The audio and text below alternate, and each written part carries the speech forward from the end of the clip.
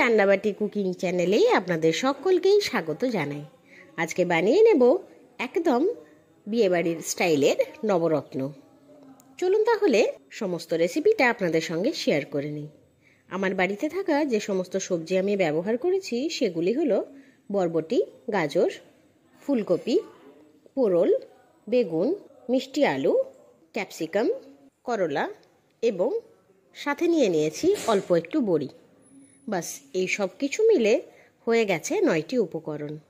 তাই এই 9টি উপকরণ দিয়ে বানিয়ে নেব একদম দুর্দান্ত স্বাদের নবরত্ন। আপনি চাইলে আপনার বাড়িতে থাকা অন্য যে কোনো সবজি এর মধ্যে অ্যাড করতে পারেন।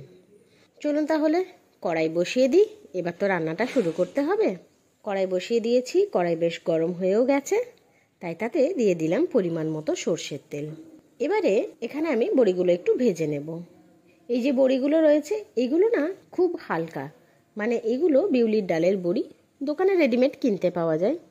তবে এইগুলো যখন ভাজা হয় না এর স্বাদ কিন্তু খুব ভালো আসে, একদম হালকা এবং মুচমুচে।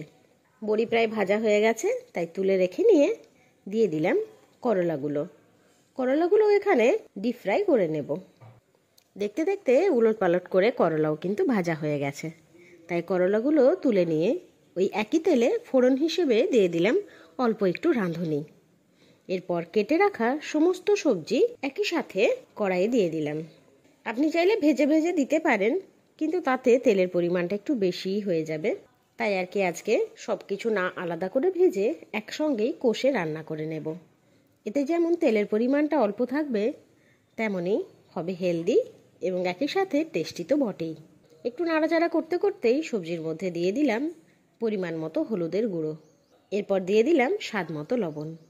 আবারও নাড়াচাড়া করে সমস্ত সবজিটা ভালোভাবে কষিয়ে নিচ্ছি। যেহেতু এখানে ডিপ ফ্রাই করবো না, তাই কষানোর জন্য মাঝে মধ্যেই উলট পালট করে সব সবজিগুলো কষিয়ে নেব। এরপর সবজিগুলো যাতে জলদির মধ্যে একটু সেদ্ধ হয়ে যায়, তাই দিয়ে দিলাম একটা ঢাকা চাপা।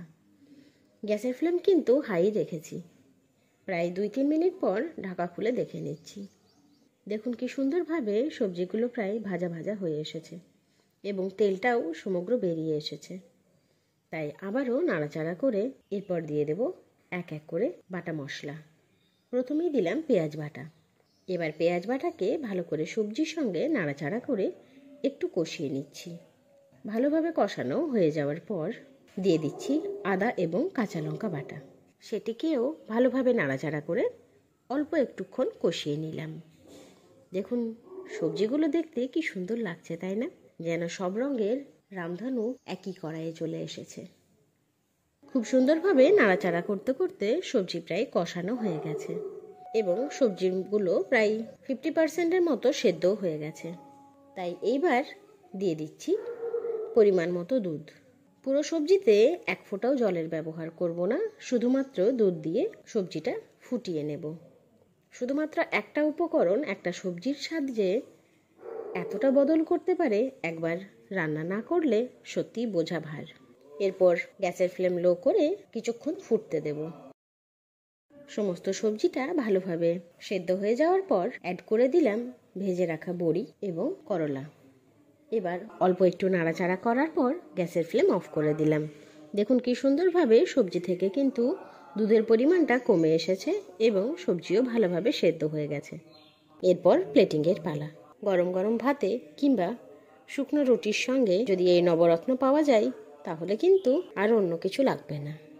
অতি অবশ্যই বাড়িতে কিন্তু এই সহজ পদ্ধতিতে নবরত্নের রান্না একবার ট্রাই করে দেখবেন। না খেলে তো বোঝা যাবে না, দেখে তো শুধু স্বাদ চোখ গ্রহণ করছে। রান্না করে নিলে সেই স্বাদ যখন জিভ আস্বাদন করবে, তার মজাটাই কিন্তু আলাদা। এরকম সুন্দর সুন্দর রান্নার ভিডিওস দেখার জন্য অতি অবশ্যই আমার চ্যানেল খুঁটিনাটি রান্নাবাটিকে সাবস্ক্রাইব করতে ভুলবেন না। অবশ্যই লাইক, শেয়ার এবং কমেন্ট করে জানাবেন আমার দেওয়া সমস্ত ভিডিওস আপনার কেমন লাগছে। ধন্যবাদ।